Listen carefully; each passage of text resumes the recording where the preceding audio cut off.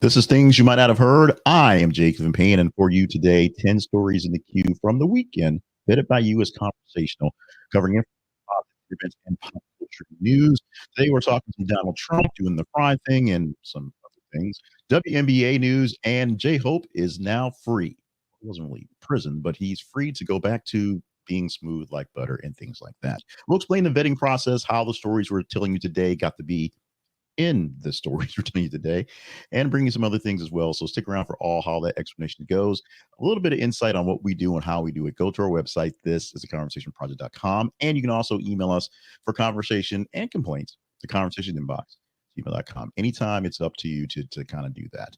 If I've not said it so far, today happens to be Monday, the 21st of October, 2024. 10 stories on the way that were vetted by you. No particular order as they're being presented, but we'll tell you how they sort of got to be where they are in some context, including the story that may surprise you that was the top story for the weekend, although maybe not. Let's get into the bigger story for the weekend, starting off at headline number one. And the headline actually reads, Trump works drive-thru at Bucks County McDonald's before town hall in Lancaster, Pennsylvania.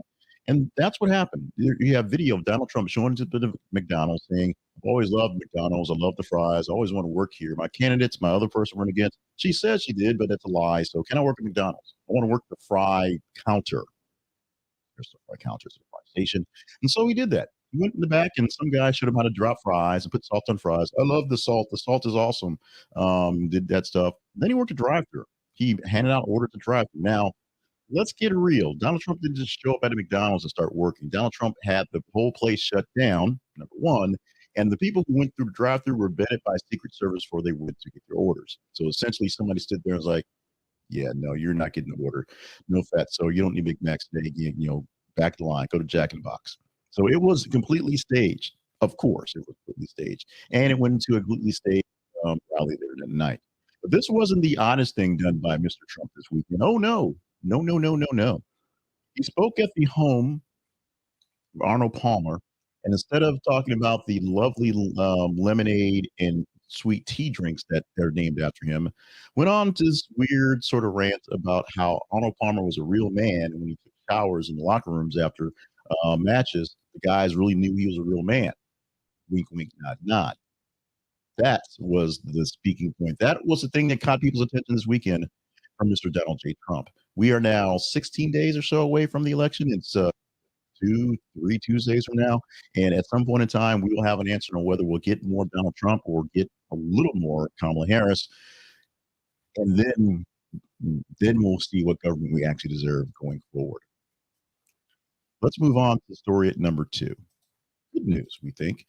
Tentative deal announced to end strike with Boeing. Now, Boeing has agreed to a tentative deal. It needs to be voted on sometime this week and will end the strike. There's only been 5 weeks. Believe it or not, this strike has only been 5 weeks long, and the numbers of the money that's been lost so far has been amazing, but they need to get back onto the wheels of actual production. So they hope this thing comes through. They're going to get a 35% wage increase over 4 years, $7,000 signing bonuses as new hires, and better benefits. They're going to vote on this thing on the 23rd, so that's 2 days from now, and determine whether they're going to take it or not take it.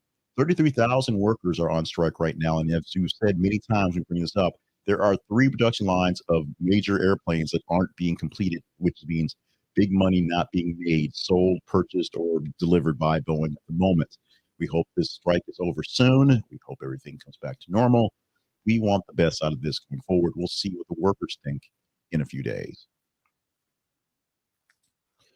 We should be congratulating the New York Liberty getting their first WNBA championship in their franchise history. They're the first franchise created by the WNBA, and they had 5 shots at a ring, 5 bites at the apple, none of them taken. This time they get the first bite and then get it going forward in a game 5, in an overtime win that was thrilling to the last seconds, beating out the Lynx, who have 4 or 5, maybe 5 titles already. They're actually the leading title holders in the WNBA. But we're not talking about that. So congratulations, ladies, for getting that done. We're talking about the money they lost. Projected $40 million loss this season. The NBA investors getting a bit impatient. Now, the league's almost 30 years old. And so for all this time, the main players, the men players, if you will, and the men owners, the teams that have attached to the women's players and teams, have been footing the bill for what has been deemed as a minor league, sometimes a lesbian league, a league of players that nobody cares about, something to give them something to do so they don't have to go play overseas as much. We've talked about that a lot. But right now, not losing $50 million or losing $40 million in his tenure is much better going forward. The problem is, this is the seasons, particularly in the last couple of seasons leading up to the drafting of Caitlin Clark and Angel Reese and those folks coming into the league.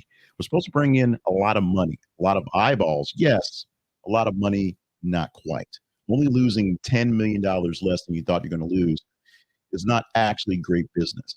It's better business, but not great. The people who actually fund this league are looking for something to come out of this one.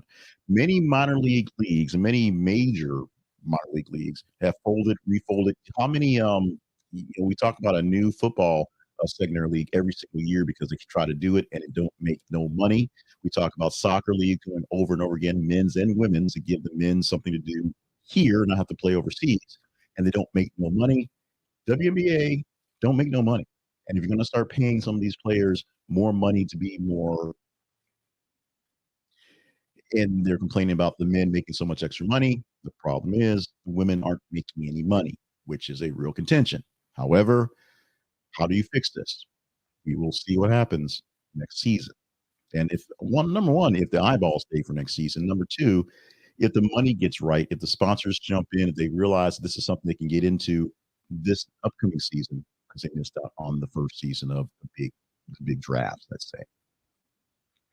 Money working well for the college players, but not for the college coaches. Are losing control of their players because they can move where they want to and chase that dollar. And what happened this last week? Junior basketball coach Tony Bennett retired immediately. He just said he's done. He's out of here. He led the Cavaliers for 15 seasons, so he's been there for a while, and it was a surprise as the season is about to kick off for college basketball.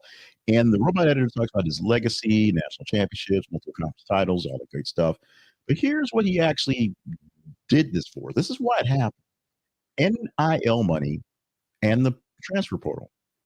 Essentially, college players who don't actually have contracts to do anything can move around as they want to play at different schools because the play isn't working for them. They can do that for a while, but it's really wide open.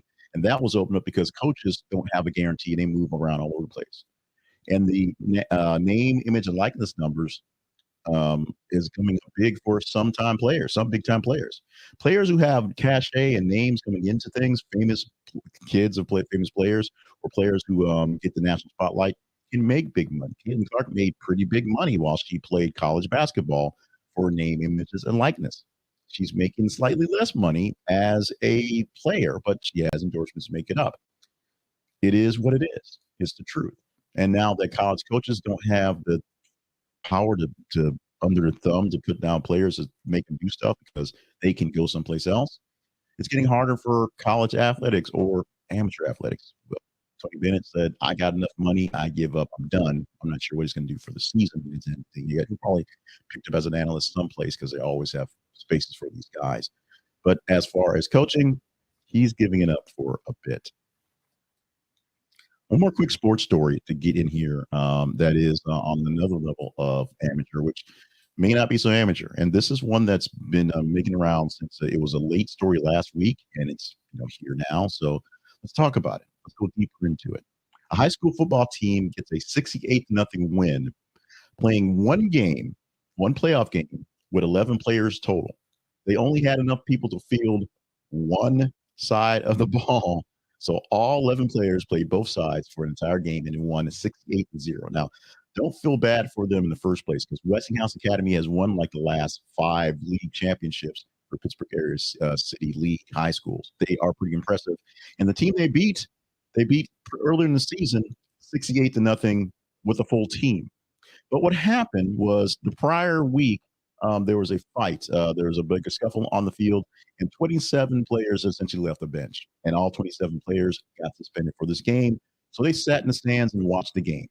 So with a squad of just 11 players playing both sides of the ball, they were able to dominate this other team the same way they did when they had, the full slate of 2 offense and defense and special teams like they did months prior. The robot editor said playing a full game without substitutions is a rare and difficult feat, making victory even more remarkable, and talked about the resilience and exceptional performance. Those are understatements that I don't think machines quite get yet. Take a moment to pause from the news. Five more stories and we get to big stories coming up. But first, we're going to remind you that we need your assistance to grow this thing here. We're asking you to take a moment to like, share, and subscribe to our work. Like what you're seeing if you like it, or if you're watching, Facebook, you may not like it, or you may not like the stories. Do the angry emoji face. What we're looking for is engagement. The more engagement you show to these stories, the better chance other people can see them. And of course, social proof. Share this with people you know who love their news hits just like this because we enjoy giving it to you guys. And of course, we're looking for you also to subscribe if you're not getting this in your direct subscription of your work every single day. We're not even asking you for notifications, things like that. Just subscribe and check your feeds every so often because we're going to ask you to check your feeds anyway. See what we have going on. And if you do subscribe and do notifications, when we go live in the morning for these live recordings, you'll get the notification and you can watch it in the morning early, or you'll see it in your feed later on and get this thing to you straight up. Also, subscribe to our email newsletter, get the feeds unfed, get the links directly to you so you can go straight to the stories without the yakky face. Let's go on back into the news, back to the more serious news, going back to Cuba as they start to restore power after the island-wide blackout from last week, slowly being restored with blackout caused by the collapse of the electrical grid. The whole grid just went down in Cuba. Multiple times impacted in recent days, and now they're dealing with a storm coming in, a tropical storm that I believe is actually a actual hurricane right now that's coming in as they're dealing with blackouts, the worst in recent years, with millions no electricity. Restoring the grid efforts are rocky because essentially the entire nation, the entire island is without power. And when they do get power, a lot of things are being blacked out to sort of conserve to get works going on. And Hurricane Oscar, that is approaching. So that's going to make it harder to get things fixed in time for this main storm to basically take things down again. We are definitely sending prayers and positive energy to the folks in Cuba to hopefully get themselves in some semblance of order before the storm does arrive. The storm of another case is dealing with the Menendez brothers case, and their case, their murder case, is now being evaluated based on new evidence. A new hearing coming up next month. They are going to get a new hearing to see whether they can basically retry the case or relook at new evidence. All this time later, um, Eric and Lau Menendez, of course, they were convicted in 1996 for the 1989 murders of the parents, serving life sentences and no chance of parole. So they are in jail forever.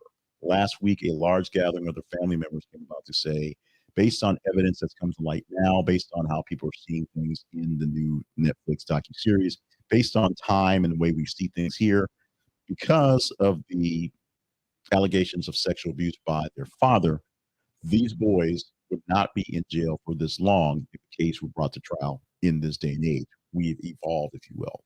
And so a new hearing will be happening on November to scheduled to talk about addressing the new evidence, how things are going, and what they can do for the Menendez brothers who have been in jail, yes, since 1996 for a murder that happened back in the very late 80s. We'll see how this one plays out. A lot of people are keeping an eye on this story.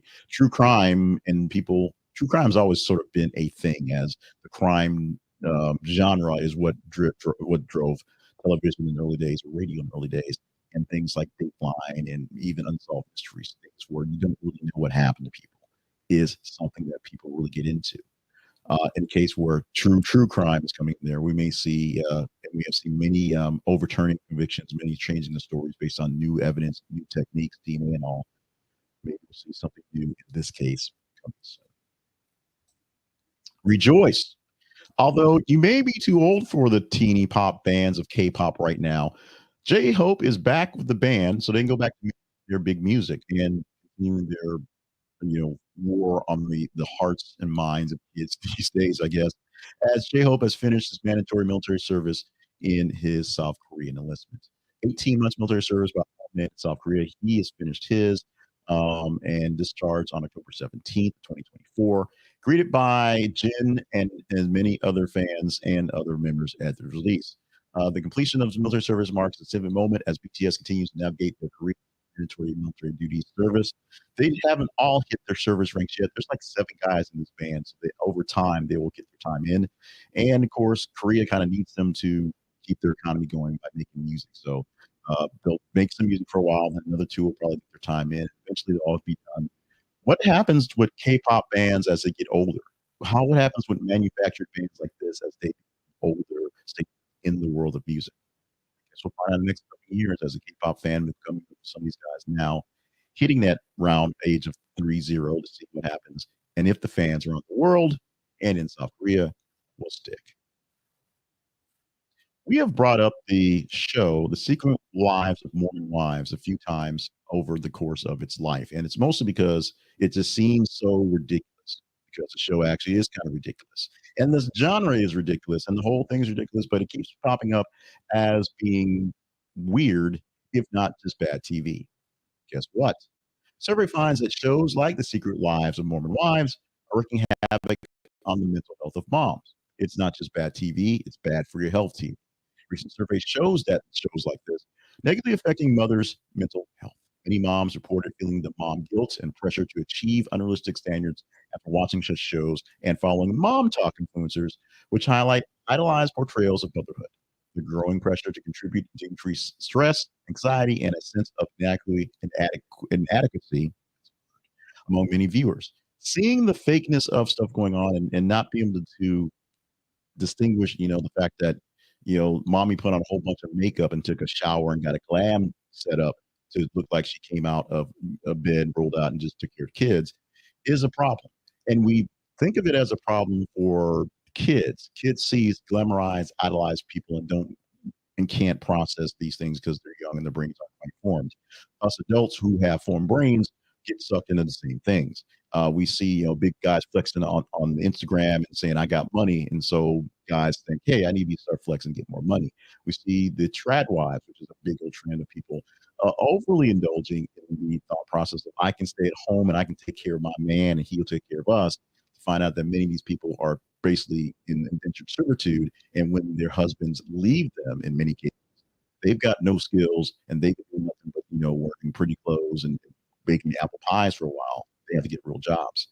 Shows like this, which is highlighting, and this isn't housewives, fake housewives throwing wine on each other and flipping tables. This are people who are supposedly glamorized living the mommy life, and the mommy life is way too glamorized. It's causing issues for many out there, real moms who know real life ain't lifing that way. So there you go. The show, The Secret Lives of Mormon Wives, is not only bad for you, it's bad for you. Let's round out with some fun money news, and it's Smile 2 grinning to #1 in the box office with Anora glittering in its limited release. The horror sequel to Smile 2, topping global box office of $46 million in opening weekend and outperformed expectations. Wasn't expecting to make that much money, and it wasn't made for that much money. So this is not a Marvel release that needs to make $100 million to make its money's back. So this was a big deal. People were jazzed about seeing Smile 2. A lot of people got the hype for this one. It earned $23 million domestically, and so that's pretty good. An acclaimed drama called Anora made a notable impact in limited release as well, drawing attention to its awards potential because it's that season. Despite competition from films like Smile 2 and Terrifier 3, which also made some headlines this weekend, it maintained its lead across international markets. So it's more one of those films. So made a big deal here as well. Let's talk about our teaser story. Our teaser story is where we get a chance to shift gears slightly and talk about the stories that can be in our feeds and be in our talk, be in our shows coming forward. How's it happen? This story here is called, or this headline here, on the Dodgers winning their playoff series to start a new World Series hit. Be, wait for it, the New York Yankees and the LA Dodgers starting on Friday is our teaser story. The big hit is that it's not going to be a Subway Series, but maybe just as annoying. Although the two best players in baseball play for the Yankees and for the Dodgers, Otone and Judge. So this will be real fireworks happening. A lot of people have eyeballs on this one. The Cleveland Guardians might not have brought in the numbers that's going on, but Mets and Yankees definitely would have had some people being angry and doing things at their TV for a few weekends. So what we're going to do about this one? Well, we may talk about this tomorrow. Maybe, but you have to help us out. The stories that we talk about on the Conversation Project shows are mostly stories that you pick out. We do pick out some hot take things and into details, into smaller details. But on this thing here, for the things you might not have heard, are literally things that you might not have heard that other people said are worth talking about. So if you want to talk about the Dodgers and the Yankees facing off against each other in New York in the World Series starting on Friday, you just have to tell us so. Go to the stories that you see on our feeds on Facebook, on X, on Threads, threads.net slash at this conversation, x.com/th underscore conversation, facebook.com/this conversation project. What we do is every 50 minutes or so, we post news articles from various different stories, various different articles, various different types, various different sources. We look for you to tell us what's going on and give us guidance. Oh, by the way, the top story by leaps and bounds this week, or today at least, the WNBA losing money by literally about 300% more than any other story. It got engagement this weekend. The story on Taylor Swift wearing the Fawcett's freckles to the Chiefs game and bringing the sales up by 3,500%. That was well in range, but we chose to talk about Smile 2 instead because. In the meantime, if you want to get your story in, so just look for your stories or look for stories you have and look for ones that look engaging to you and engage them. Give the like, love, hate, smiley face, hate face you want to. Read them, share them. The more engagement you give to a story, the better chance you have of talking about it in the next iteration. Today we had 10 stories of the weekend. Tomorrow, 8 stories from today, Monday, the top half, 15 or so stories of the 30 or so we'll get over the day. So it's up to you folks, America, the world, the internet, to give us the stories we're chatting up for tomorrow. It was up to me to pick our sponsor for the day, and today's sponsor is going to be Hostage Tape. And you may think that we're gigging out, making fun of this stuff, but this is serious stuff. This is serious stuff about your health. And if you're tired of waking up groggy and restless with a dry mouth, Hostage Tape may be the revolutionary mouth tape to fix these things. It'll boost your energy, it'll improve your sleep, and enhance your health.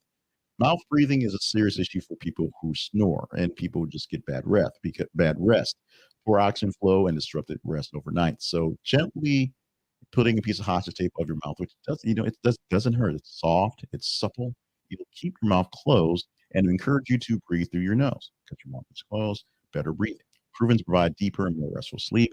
It's soft, it's hypoallergenic, it's comfortable to wear all night, no irritation. And if you got face hairs, it won't rip them off. You'll get more sleep, better sleep, and feel refreshed, energized, and ready to take on the day. So if you're battling snoring or you want to actually do something like if you're an exerciser and you're running and you want to do better breathing for that one, that's what the picture is on the video. Hostage tape is great for you. And you will get that edge in your health routine, whether you're using it for health or directly or just getting more sleep. It's a simple, non-invasive solution. So we're asking you to use our affiliate link so we get a commission from you buying hostage tape. And trust me, once you buy one roll, once you buy one set, or maybe you'll get the hostage strip from your nose, you'll realize just how great it is. You'll buy extras, which is why they tend to run out of inventory very often. So stock up. This is a conversationproject.com/hostage tape. This is a conversationproject.com/hostage tape. Check it out today for your chance to get better sleep, get better health from hostage tape. We're going to take a quick stop to highlight us and talk about the Conversation Project. We live online at thisisaconversationproject.com. And what you want from the Conversation Project is conversation. We don't just give you news stories and yell at you and tell you what to think and tell you opinions about how other people think. We want to talk with you. We want to have a real back and forth. And that's what we do with the Conversation Project. A real back and forth in the news, a real back and forth in the stories. We put these stories out here on the feeds for you to engage in and tell us which stories are worthier of talking about so that we have that there. So we need you to follow the feeds. So we do that. We also need help spreading the word. Like, share, subscribe. We need that. We need help with you keeping the lights on, keeping us going. It's resources that must be spent, time that must be done, and various times a day, particularly I could see where I really need to get a full-time producer. So we need your help on there. We need you to help us out with sponsorships. You can visit a sponsor. They're all affiliate links. You get a small commission from what you buy from them. They take care of you. They take care of us. And also consider being a partner. Partners at different levels that allow you to directly fund the efforts and get more insight to what's going on. But you don't need to do any of those major things. The biggest things we need you to do is to follow us in the feed so we have stories to talk about. We get engaging stories. Comment so we have comments to talk about, not just me monologuing so much. And of course, email me at the conversation inbox gmail.com and see what you can see. We'll talk about what you talk. Give us your insight there. You don't need to pay us any money to give us insights. Give us what you want to talk about, and we will chat it up as best as possible. That's how it works for us here at the Conversation Project. And that's how it works when we wrap up things for this day particularly, Monday, October 21st, this day of 2024. Wrapping up this edition of the Conversation Project. I am Jay Payne. I thank you so much for being part of the program, part of the show, part of the family. Make sure, as I just said, follow us on our feed so you can help us out with the new stuff. That's the most important thing. You give us the right stories to do. I hopefully make them entertaining and worthy of chit chat, and we get people and watch them. Like, share, and subscribe, and consider being a partner to help us keep things going, keep the lights on, if you will.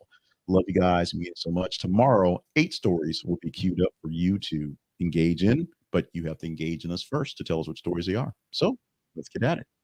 Stories already lined up in the queue, and wherever you're watching this live or watching this on replay, we thank you.